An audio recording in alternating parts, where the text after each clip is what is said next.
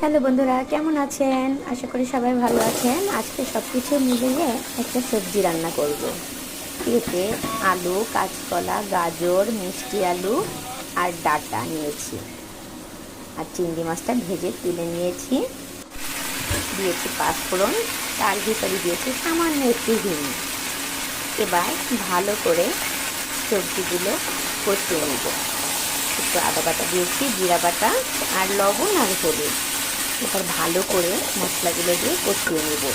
অল্প পরিমাণে মশলা দিয়েছি, কারণ এই গরমে হালকা পাতলা ঠান্ডা তরকারি খাওয়া স্বাস্থ্যের জন্য ভালো। এবার ভালো করে কষিয়ে নিয়েছি।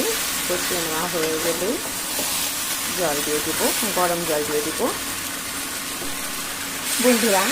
তো সব কিছু দিয়ে এবার গরম জল দিয়ে দিয়েছি। এবার ভালো করে সিদ্ধ হবে, সিদ্ধ হওয়া পর্যন্ত অপেক্ষা করব। তারপরে নামিয়ে নিব, চিংড়ি মাছগুলো দিয়ে পরিবেশন করব।